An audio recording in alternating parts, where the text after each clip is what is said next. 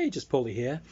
Anecdotes that have nothing specific to do with the games industry, but they were fun. Just reminded of them last night. So I've done a lot of writing for screen and television and so on. So I went with a partner to Cannes to pitch our thing. MIP TV is the thing. It's one of the shows they have at Cannes. So not the film festival, but MIP TV is the other really important one. So now the first thing is, we're in West Australia, so there's this organisation called Screen West, which at this stage is this government-funded thing, and it's supposed to be there to help local filmmakers do this sort of thing. Go to these film markets and try and pitch their stuff. So every single filmmaker in West Australia has pretty much decided to go to this thing, and we're also poor. We've hired like a single. It wasn't a hotel room. It was actually someone's apartment. What the locals do is they clear out during these things and they hire out their apartment for people. So there were like 5, 6, 7, there were 8 different film companies all in this one apartment. So we're just draped everywhere. I ended up sleeping on the balcony outside because we were literally stacked like cordwood. And then morning Frank, morning Ralph, everyone gets up and everyone races off to try and do their meetings and do their things.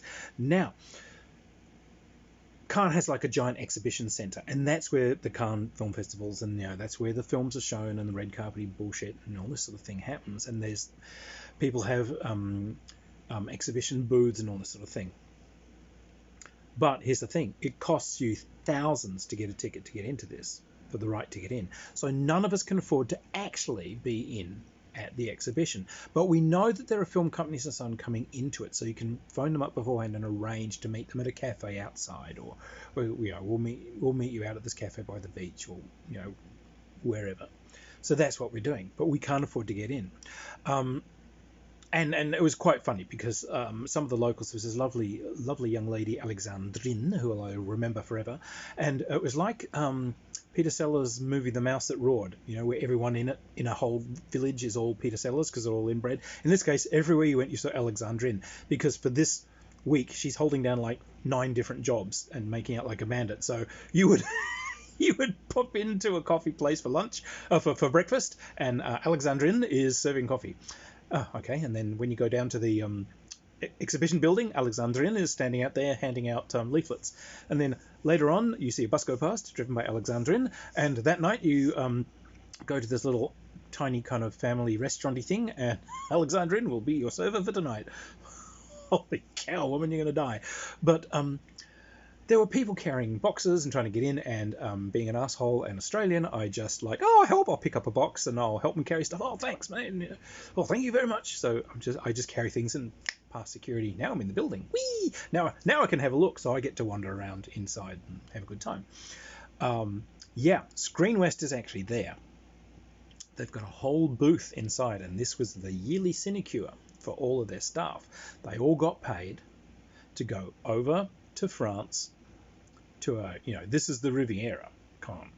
So they get a free trip to the French Riviera, and they are in this booth. Now the purpose of this whole booth is to assist any West Australian film people who are trying to get their films done. So they have a meeting space where you can arrange your meetings, meeting rooms and boardrooms there, so that those meetings you arrange, you can have them here. These guys will do refreshments, and also they're trying to convince people that this is a great place as a film location thing, and we have services, and you can get your films here. So they have masses of West Australian wines that they brought over to serve out and whatever, and they're not helping West Australian film industry. We're all outside, mate. We're all sleeping on the balcony of this apartment 5 miles out of town. So they're just relaxed. No one's come by, and they're just sitting there drinking this stock of hundreds of bottles of wine. So they're just pissed for the whole week. They just so Screen West, really useful. But now I've mentioned possibly before. A thing I learned very early on is if you are a writer or a creative and you're in one of these environments surrounded by producers and finances and so on, do not dress in, or this is my lesson anyway, don't dress in business attire, because these guys are going to be in Gucci, okay? These guys are going to be wearing $5,000 handmade suits. So if you turn up in a, say a suit or whatever, you're going to look cheap, and that's what they want. because it establishes dominance over you, makes you a mendicant. I'm very humbly presenting my stuff because you're so important. If you're a writer or an artist or whatever, turn up as one. So, I would wear, strange t-shirts and ninja boots, or, hell, these days I dress like a Byzantine princess, which is great, by the way, for just, turn up in purple lace. But in this case, here's how I'm dressed. And yeah, what happens is now they treat you with respect because you're from outside of their world. You're outside of the bubble. They don't quite know how to handle you, the wild card. They treat you with a wary caution in case you start, licking their eye sockets or something. Which is exactly right. They should fear you. But so I'm dressed like this, and I'm meeting, another meeting, and it's boiling hot because this is summer. Summer in the Mediterranean. So I just flop down, under a tree. I mean, it's not. And there's these two other guys flop down sort of next to me, and they're dressed sort of also just in t-shirts and jeans and funky stuff. And one of them lolls his head, and in this wonderful, wonderful München German accent, just looks at me and says, "Oh, hello. Oh, look, clearly there's one other person who works for a fucking living in this town. Hello, darling, how are you?" I said, "Oh, hi. Yes, I'm over from Australia." "Oh, Australia, that is so wonderful, darling." And he says, "Hello, I'm Jonas." And this was film Constantine, who did Resident Evil, amongst other things. And they've just come off Resident Evil, so these guys like, "So I'm Jonas, we are from Constantine in München, and this is my assistant Anton. Anton is looking very smug at the moment because he believes he speaks 2 more languages than I do." And his assistant turns around, "I do. I speak Flemish and I speak Walloon." And the first guy like this says, "Oh, I'm sorry. We should have specified languages that somebody on Earth actually cares about." It's like, okay, these guys are funny. I'm going to spend my time hanging out with these guys. And they're an absolute riot. They're filling me in on the whole Resident Evil thing. Now they've almost burned the cast to death in the first one of those movies. Essentially, there's an electrical fault.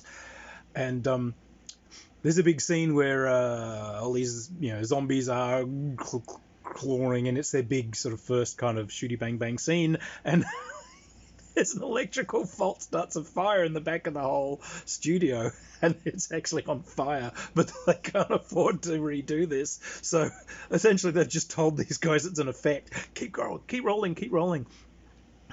What they don't know can't hurt them, and they've just got stagehands trying to put this thing desperately out. And okay, scene's over. Everyone just leave by the back door. We're using the rear exit, not the one you came in from. It's like, oh, so if this is like, because there's paint all over these things, like these sets are quite flammable. It's like, did your insurance cover the complete immolation of Milja Jovovich? It's like, well, no, but it's zombies. Like, if she ends up with facial scars, we just say it's bad clone. So yeah, I followed those guys up to Munich and did some pitching of stuff to like Film Bavaria and so on. It was a very funny place to hang out, actually, calm during one of these things. So like I'm walking along, and used to just wankers everywhere, but they're all ostentatious, but there, parked under a tree, is this beautiful car. And I stopped and looked at, and the guy I'm traveling with, my producer friend, said, "What is it?" Says, No. It says, "I have seen Gordy, I've seen Guilt, I have seen like every attention-seeking wanker in the universe here this week. This is beautiful." It says, "That, you know what, that is an Aston Martin handmade. And God help us, the gentleman or gentlewoman that have got this car had the taste not to get it in British Racing Green." So, there's someone here with an actual sense of taste. Nice gentleman at the cafe next to the car swivels around in a seat and says, "Oh, thank you." Says, "It's Roger Moore." It was his bloody car. So, yeah, MIP, a very interesting place. Also, being south of France, the beach next to the exhibition buildings, it's a nude beach, but there's kind of a wall. But my friend is like, oh, he's got to see these French women, nude bathing on the beach, whatever. And I saw this huge coach pull up, and all these women come thundering down to this thing, all eager. Clothes start flying to the window, or whatever, and my friend comes back from getting a drink. It's, oh, mate, two whole tour coaches just arrived up, just all full of women. They've all thundered down to the nude beach. Oh, wow! And he races and leaps the wall to leap down to the beach so he can be down there. Comes trudging up the steps 2 minutes later. Yes, the coaches that I'd seen pull up were from old age people's homes. My friend has eagerly leapt onto a beach filled with 17, 80-year-old women nude sunbathing. It's you. Oh, look, you know, if I've managed to horribly mentally scar one person over a day, then my job here is done. Cannes, oddly enough, is also for the war games amongst you.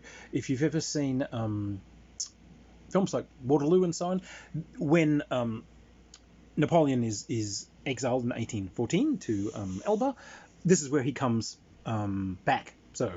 So yes, I actually had to race down to that beach of an evening when the nudies were gone, because yes, I have to leap into the water and have to stride forth from the water. Yeah, I have returned.